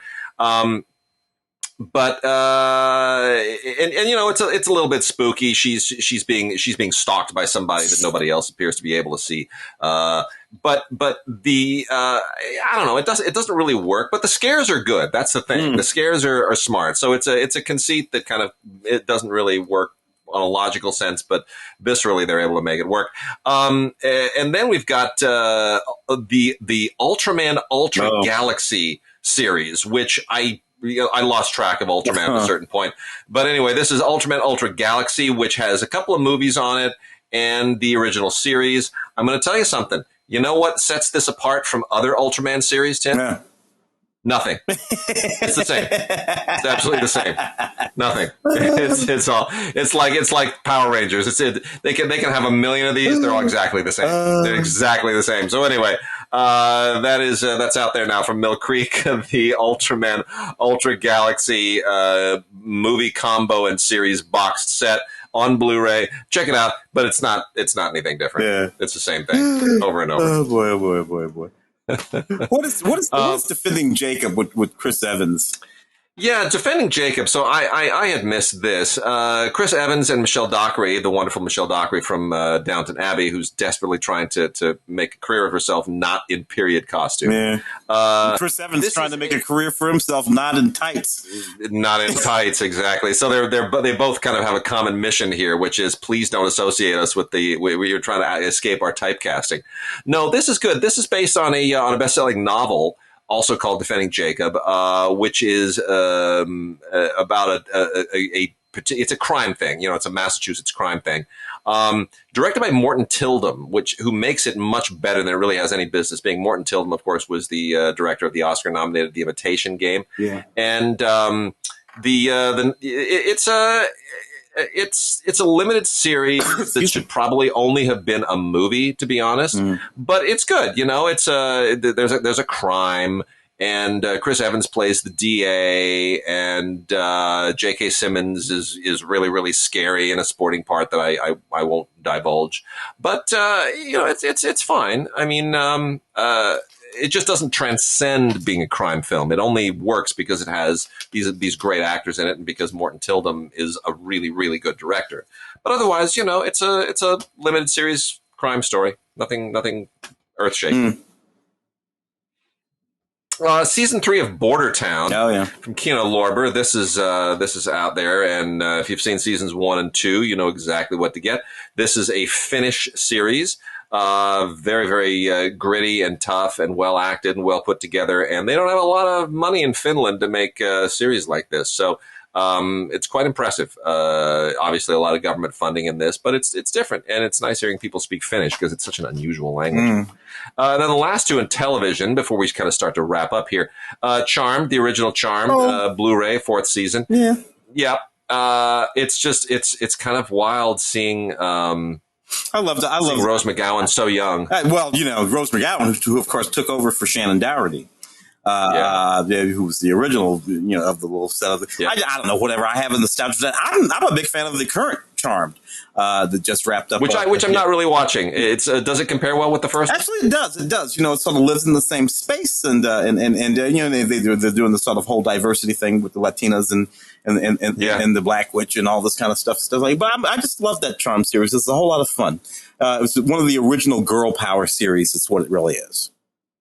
Sweet. All right. And then the very, very last one we have here is Seance, which was also a made for Shudder. This is on Blu-ray. Has a nice cast in it. I think all 4 of these actresses really do have a future. Suki Waterhouse, Madison Beatty, Ella Ray Smith, and Inanna Sarkis. They are all worth watching. They are going to show up in other series and movies, and they're going to go on to bigger and better things. It's a Girls Academy thing. We know how those things go. You know, the title tells you everything. It's called Seance, and it takes place at a Girls Academy. Okay, you can kind of figure out what goes on. You know what happens? They have a seance, and Tim, you know what happens when they have a seance? I'm thinking it's going to go badly. Nothing happens. It goes perfectly well. And it's like 15 minutes in, it ends, and it's over. It's great. They're like, oh, we had a great seance. Nothing happened. No ghosts, no nothing happened. That's well. There you go. We have just a few minutes left, and then I'm going to take over and do a little solo run through on some anime that has accumulated. We need to kind of put a dent in our anime. A lot of it has come in. There's a lot of great anime. So I'm going to I'm going to let Tim go so I don't bore him stiff with the anime stuff. But before we get to that, just a few other little things I might want to make mention of here. The Classic Flicks is finally releasing restorations of The Little Rascals. They have put Classic Flicks, FLIX. You can go to you can find out more at classicflix.com. They are remastering all the old Little Rascal stuff, and it is wonderful. It is beautiful. It is pristine. They have 2 volumes of restorations, more to come, and they're doing it. It's a lot to do, and Little Rascals has been a public domain thing forever. Yeah, and this is a very laborious effort, and it's a labor of love, and I really tip my hat to them. They're doing a wonderful job here of taking all the old Hal Roach material and bringing it back in a way that may even wind up looking better than it did when it was originally released. But so many amazing talents here. Jackie Cooper, for crying out loud, when he was a little kid, he still had that expressive face. Yeah. Jackie Cooper, who of course, most of us, you and I, we grew up knowing Jackie Cooper from Superman. Well, yeah, right? Yeah, it's running around playing Perry White. And I wonder, and I'm not going to go look because I'll just depress myself, but I wonder if all of the original gang is gone. Because I'm kind of picking them off in my head here. Some of them, in the last 10 or 15 or 20 years, Steiny. I remember when Steiny split. I don't know. Yeah, I guess they are all gone, huh? My understanding is that of all the generations of our gang, Little Rascals, the only surviving actor to this day is Robert Blake. Oh, wow. I think Robert Blake is the last because he was from that very, very last one. Yeah. He was the last group. And I think Robert Blake is the last one. Yeah. To my knowledge. Yeah. Interesting. Yeah. It's just funny how those kids lasted in our lives, just as images into these people for 50 years, my entire life. I know. Wow. That's wow. Yeah, that's nuts. It's crazy, right? Maybe knock off. So we've got some 4Ks criteria. We're not going to get through all of this. We got 4Ks, Criterions, and Arrow. Is the Snatch? Is that the original movie from 2000? Or is that the series that they knocked off? Yeah, let's hit these 4Ks real quickly. This is the original Guy Ritchie Snatch with Brad Pitt doing that mumbling. I love that makes stuff. Everybody laugh. Although he was completely and totally biting Benicio del Toro from anyway, whatever. I don't want to get into absolutely. And Benicio del Toro's in this movie. You have to wonder. It's like, do you take this personally? Yeah. But anyway, this is Snatch. It's got Movies Anywhere code on it. It's beautiful HDR, and it is one of Guy Ritchie's more popular movies. It is on 4K. And comes with all the loaded extras on it, producer and director commentary, deleted scenes with commentary, featurettes, storyboard comparisons, and all that fun stuff. So if you're a Guy Ritchie fan, man, that's a glorious one. Mortal Kombat. Is that the new one? This is I'm sorry, but this is just really unfortunate. This is. I'm sorry. It's just I just don't know what to make of this. But yeah, this is the new Mortal Kombat, which I guess if you're a fan of the game, maybe it makes a little bit of sense. I think there are some things in it that are good. Look, Cole Young is very good in this. I don't want to take anything away from Cole Young. Louis Tan too, for that matter. They're both pretty good. MMA but to be honest with you, and Louis Tan is very, very good. I did the junket for the original Mortal Kombat, which I think it was like 1990 or something like that. That movie had its issues and sort of veered away from the game. This one tries to be, obviously the special effects and all of that stuff in this one are huge, comparatively speaking. Came out in April, if I'm not mistaken, of 20. So, kind of when everything was kind of going sideways a little bit, but nevertheless, Yeah, Mortal Kombat. And then this is a nice treat for people. Almost Famous, the Oscar-winning Almost Famous, in a 4K steelbook. Still a really good movie. One of Cameron Crowe's best. I still think. Jerry Maguire is awfully good too. Yeah. But anyway, this is a great movie. Billy Crudup is just terrific in this. You can't take anything away from this film. Kate Hudson, the movie star. It is basically his autobiography. This is how he kind of, came to be Cameron Crowe. So he won an Oscar for it. It's 4K Ultra HD and digital copy on a wonderful Paramount steelbook. You're going to want to get this for sure. A couple of box sets. Just in a couple of minutes that we have left. Really wacky combo there. Eddie Murphy and Christopher Walken. Oh yeah! What a wacky combo there. The 48 hours and the Tim, I set this aside. I set this aside. So the notes that I sent you, the reason I did this, I set this aside because I wanted to highlight two of the great actors of the 80s that you and I both love. Yeah. I wanted us to have just a minute to talk about this. So Eddie Murphy, Paramount has now released as part of its Paramount Select, Paramount Presents series. Paramount Presents. They have released 48 Hours and another 48 Hours. And these movies are separated by quite a period of time. 48 Hours was the movie that really, really established Eddie Murphy in 1982. He was coming right out of Saturday Night Live. Yeah, still on Saturday Night Live, yeah. And he's still on Saturday Night Live. And the question is, do you put him in a comedy? And they didn't. Walter Hill put him in an action movie, an action buddy movie. We hadn't now. I want to remind everybody that before there were the Lethal Weapon movies, before there were all of these other action buddy movies, there were no action buddy movies. No. 48 Hours is the first. This was the first one, and it was basically taking the old. We talked earlier about Jerry Lewis and Dean Martin. Yeah. It was taking the Jerry Lewis and Dean Martin dynamic and bringing it into a Walter Hill action movie with violence and James Remar and guns and the whole thing. And it worked. Oh, yeah. I mean, it worked. And Nick Nolte is crusty and grumpy, and Eddie Murphy is hilarious and smart. And it's a great premise. It's still a great movie. Walter Hill directs the hell out of this thing. James Remar is terrific in it. Eddie Murphy modulates it perfectly.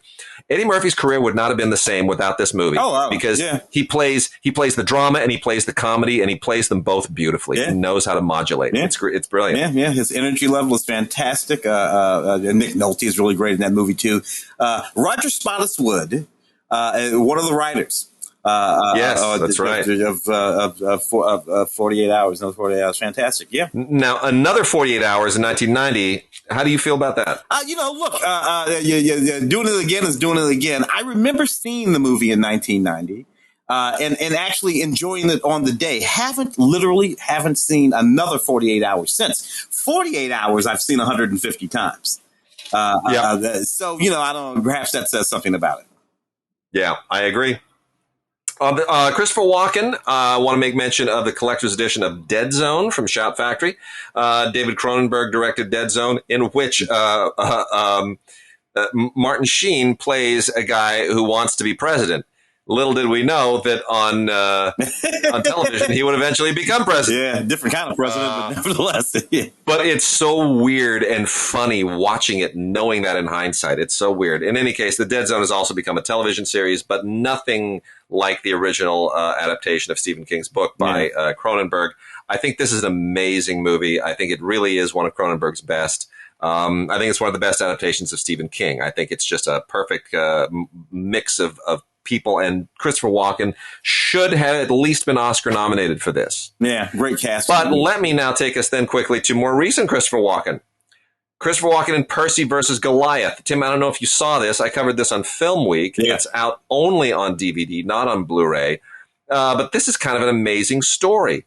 This is a Canadian story, Canadian film. Christopher Walken plays an actual figure you may have heard of, who was a farmer, and he was sued by Monsanto for violating their copyright. Their that whole GMO thing, man. This is a thing. GMO thing. Yeah. This was an amazing story, and he fought them, and he won, and he eventually became a legislator in Canada. But it's a real, I mean, it is a real, as the title tells you, a real David versus Goliath story.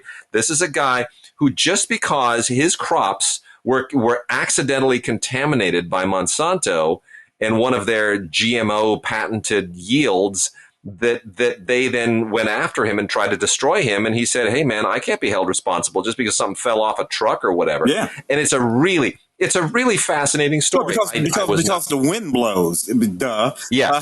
Because your crap is blowing over there. I should be suing you. Directed by Clark Johnson, too, who's really become a really sure hand. Of course, we know Clark as an actor, Homicide, Life on the Streets, and The Sentinel, all that kind of stuff. But Clark was just a really interesting film, and a well-made film, and good work on the part of Clark there. So just a couple other things just to wrap things out. We've got some box sets here that I'd like to call people's attention to from Arrow. Three box sets in particular. If you got any birthdays coming up or you want to get out in front of the holidays. Vengeance Trails, 4 classic westerns from Lucio Fulci, Maurizio Lucidi, Massimo Dell'Amo, and Antonio Margheriti.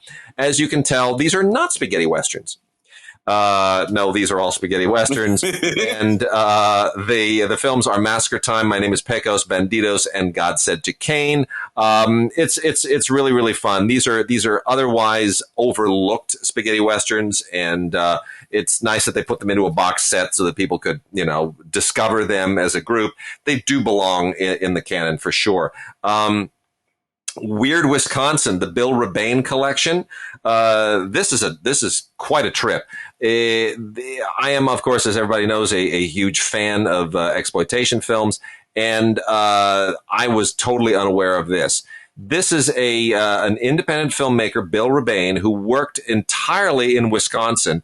And, he kind of was a minor actor at one point in Hollywood, and he sort of parlayed his Hollywood work into becoming this like exploitation underground low budget maven in Wisconsin. And, it's quite amazing. This is a collection of all of the films that he made in Wisconsin, these low budget, genre things, and they're crappy.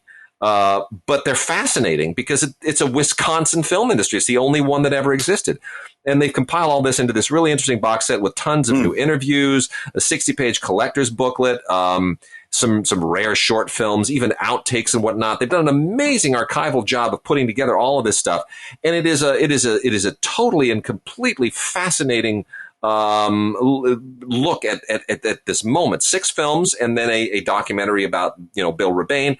Really, really worth checking out. I do highly recommend it. It's utterly fascinating. You want to do that, Sergio? Okay. Oh, yeah. All right. Well, we got time. All those giallos, man. Because I like Sergio. There was there's a documentary from him called Sergio Martini, the Genesis of Giallo, or something like that. It came out about 10 years ago, and he's just really great because he's sort of a historian too. He made a whole lot of wonderful, including the ones in that collection there, films. But he's really sort of like a historian of the whole thing there. Well, Sergio Martino was obviously a giallo filmmaker, but again, yes, a giallo scholar as well. And this is a collection, the Sergio Martino collection, which includes the films The Suspicious Death of a Minor, Your Vice is a Locked Room, and Only I Have the Key, and The Case of the Scorpion's Tail. Yeah. The Case of the Scorpion's Tail is kind of the one he's most famous for, I think, probably. That has a commentary on it by Ernesto Gastaldi, moderated by a filmmaker named Federico Cadeo.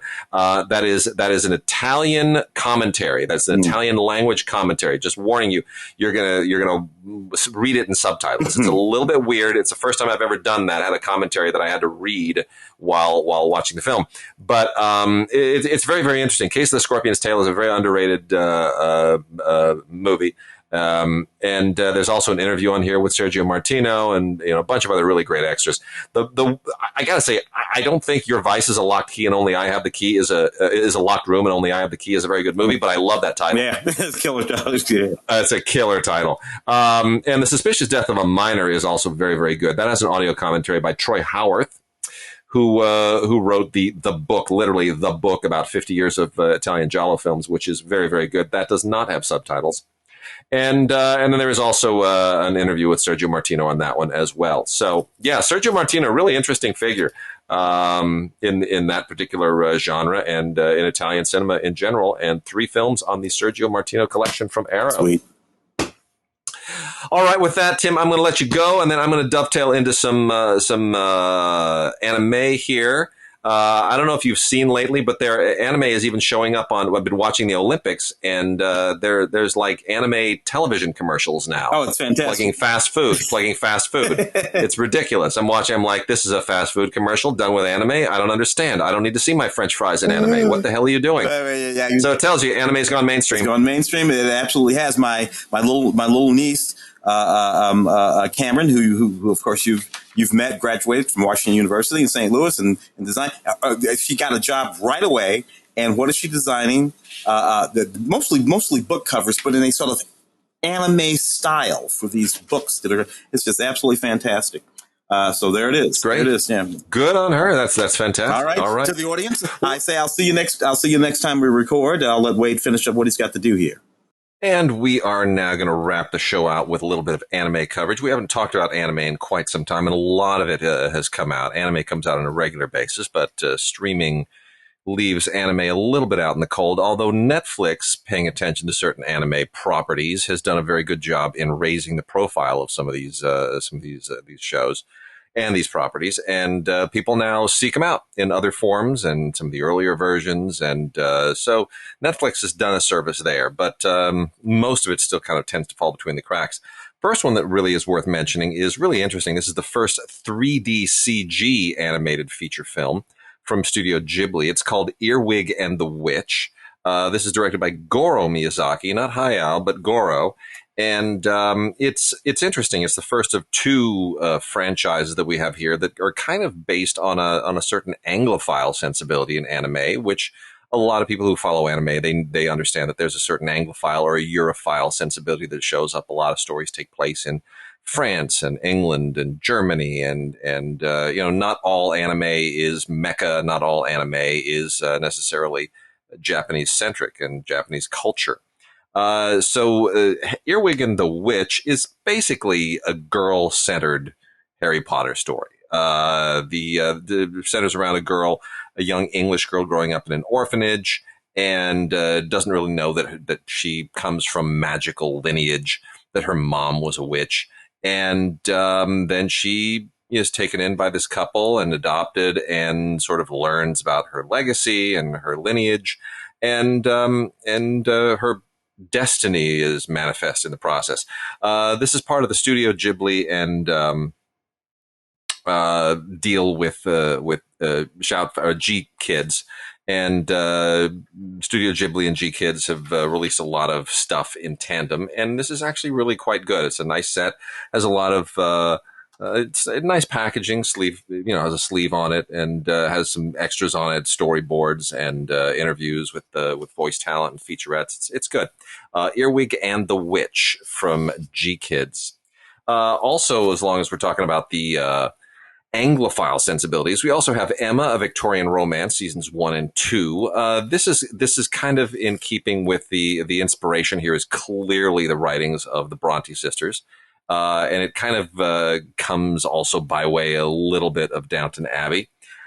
Story of a maid and her romance in Victorian England. And that's really it. It's they keep the drama going season over season between the two. I'm not quite sure if a 3rd season would necessarily be justified. But as it is, it's really kind of cool seeing anime superimposed on the world of Victorian England and the romantic life of this maid, Emma. It's all rather very, very nicely done. So that is Emma, a Victorian romance, and that is from Nozomi. You can learn more about that from that's part of the Right Stuff is the distributor there. Elfen from ADV Films is kind of creepy. This is an extension of the Jekyll and Hyde thing that shows up every once in a while in anime. We've got sort of two individuals that reside in the single girl, and how that duality manifests itself when she is sort of brought into the fold by a couple of these two cousins. It's a little creepy. It means to be creepy, but the whole dualistic aspect to it is really kind of turning Jekyll and Hyde or the Incredible Hulk or any of those other sort of dualistic concepts. It's really turning it up to 11. Takes it in a whole new different direction. It's quite interesting. Then we have a bunch here from Sente that are worth talking about. Sente has just brought out a whole bunch of cool new stuff. Killing Bites, the complete collection, is a really good one to talk about. This, like most of them, is based on a manga. And it's in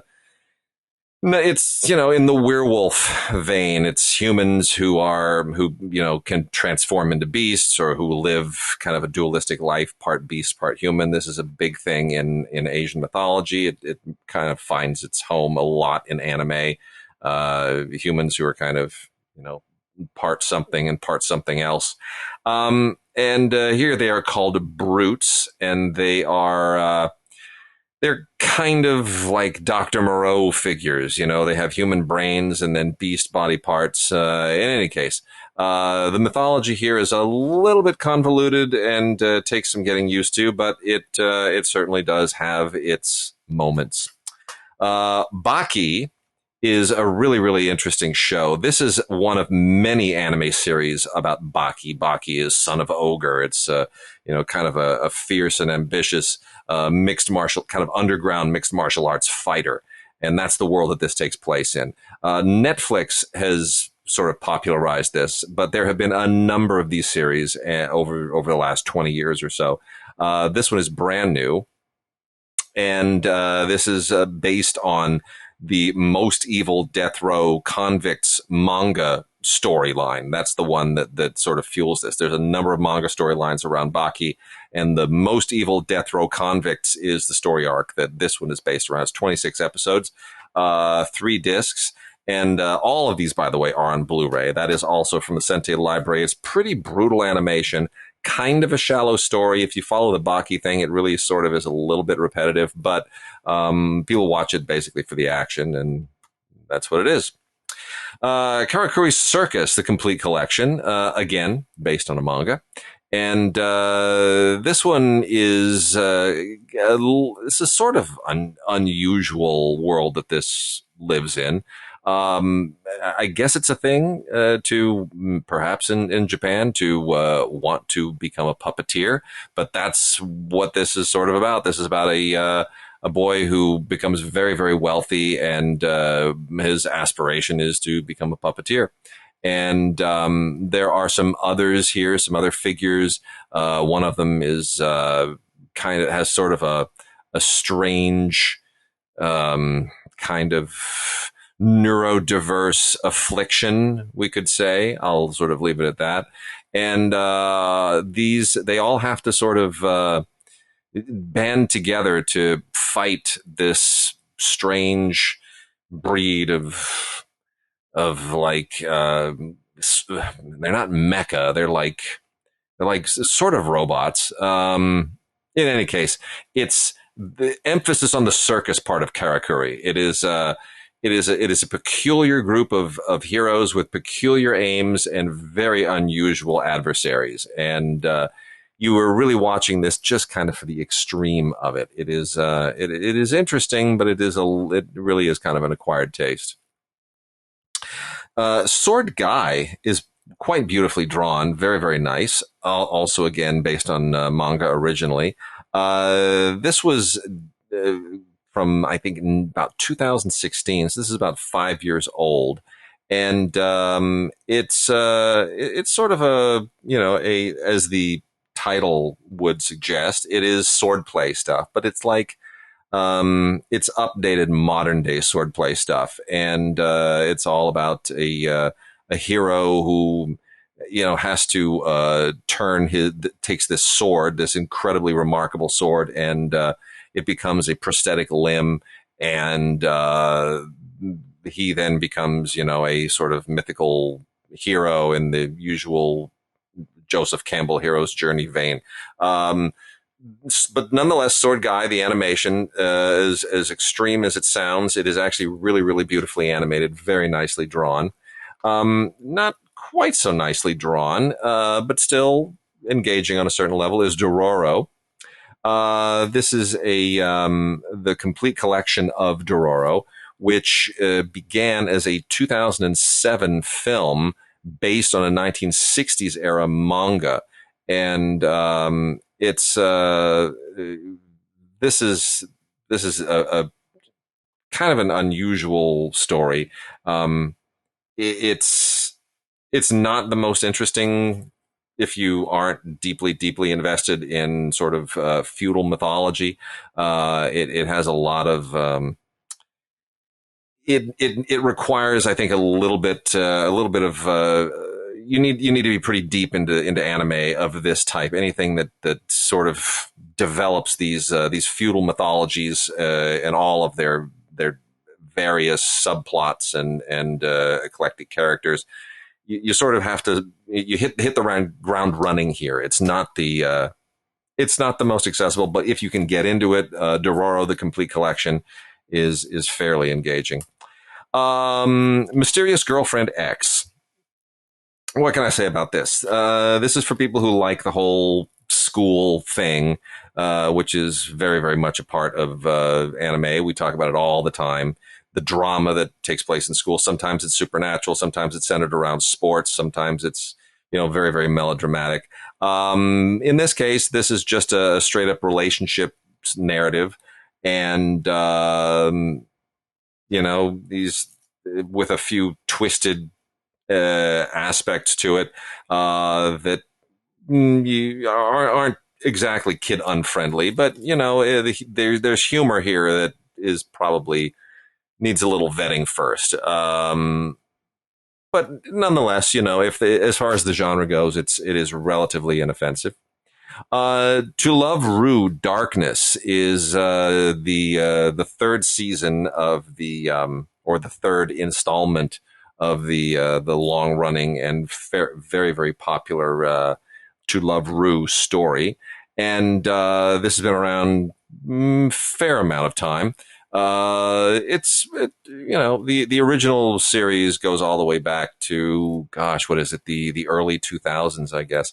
So if the story takes place in kind of a fictional city, and it's about, more of these the romantic travails of these kids, and then suddenly you get some aliens injected into the story, and it becomes very supernatural. Again, very, very peculiar, very particular kind of anime storytelling. Stick with it if that is your thing. Laid Backers didn't really get with this. I know a lot of people really, really enjoy this. It's not my speed, but it is for some people. This is fairly recent, and it takes place in modern Japan, and it's kind of a family drama, and it all centered around the inheritance of a candy store, and then it dovetails into a supernatural family drama in a weird way, because there's a defective reincarnation element to the story. And it never really takes flight. I think it tries to be a little too far out, and a little kind of the humor doesn't quite gel.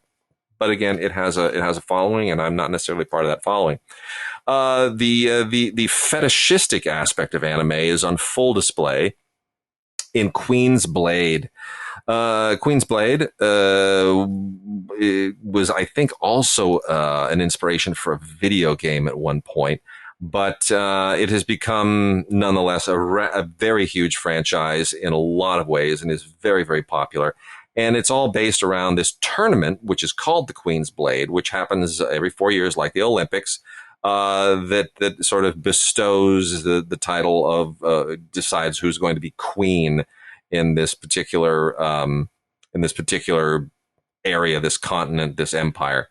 And it gets a little bit Hunger Games-ish at a certain point, but it's also really, in terms of the animation, it's very much centered around fetishistic imagery that is has a long-standing presence in Japan and Japanese culture generally. Not for kids, but maybe for certain people. The Fruit of Grisaia, along with the Labyrinth of Grisaia and the Eden of Grisaia. These are three different series that are all part of an overarching saga that began with the Fruit of Grisaia, which is kind of, it's not quite fetishistic, but it is definitely rooted in we could call it fetishistic adjacent, I guess, in the current vernacular. There have been video games based on this as well. But the story here very much follows what a lot of people have enjoyed in the games, and it's primarily sort of head play and melodrama, and this has had a presence on television for quite some time. So if Grisaia is your thing, jump into that. I want to get down here to these last two that we're going to touch on before I call it quits here. Mayu is really, really cool. And this was not based on a manga. This is based on kind of a graphic novel series originally. Let's not confuse that with manga. This is a step up from manga. Really, really interesting artwork originally in the graphic novel, which they translate beautifully into this show. This is also Sentai Blu-ray, and I've only looked a little bit at some of the online stuff for the original graphic novel, but it's beautiful artwork, and the show definitely does it justice. The story, this takes place in a mythical fantasy world where humans and demons are forever at war, and they're obviously this is following kind of a Lord of the Rings paradigm. But the direction that it goes is very unexpected. If you're accustomed to the traditional Western hero's journey and mythical collision of, beasts and humans, it usually goes in a particular direction. This one doesn't. And it takes some goes in unusual directions and has something very interesting to say about humanity and what holds humanity together and what actually causes war. These kinds of narratives have grown out of post-war Japan in a way very much as the Godzilla films do, very much out of a paranoia about war and the consequences of war. Japan's loss of World War II was very, very psychically devastating to a certain generation. And so that is what sort of fuels a lot of the different philosophical approach here. But it's really quite wonderful. Mayu, absolutely worth checking out. Complete collection from Sentai.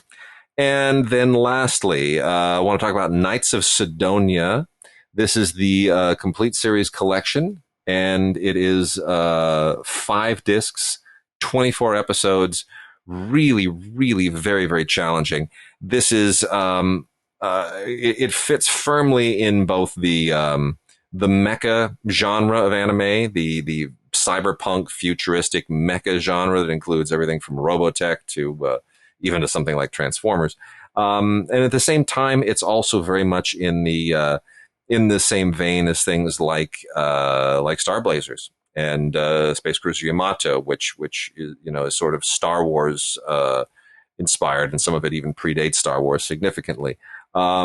So it is intergalactic. It is mecha. It is very, very challenging and daring. And it has a lot of amazing animation and it's really incredible designs. Sidonia, of course, is the starship here, and it's this all takes place in the year 3394. Which is 1,000 years after the Earth was destroyed by this alien race that they are still fighting and still trying to overcome. And everything that takes place here is sort of like a fascinating commentary on all of the the paranoia of our day. What will we allow science to do? How deep will we allow our obsession with progress to go before we finally realize that there are ethical questions here that we probably that we should make a part of the process, that we shouldn't just sort of go for it all the time and, whatever is possible. Really very, very interesting. And again, the design here is just through the roof. It's really, really impressive. A little bit of Battlestar Galactica, a little bit of Star Wars, a lot of things like Space Cruiser Yamato / Star Blazers, and pretty much every mecha series that has ever emerged from Japanese anime finds inspiration. It somehow inspires designs here. It is first rate. Knights of Sidonia, the complete series collection from Sentai via distributor section 23.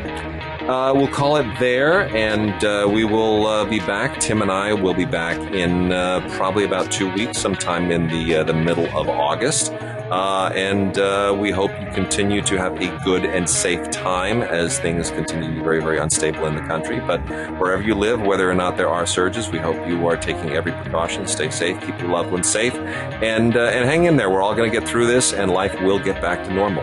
See you soon.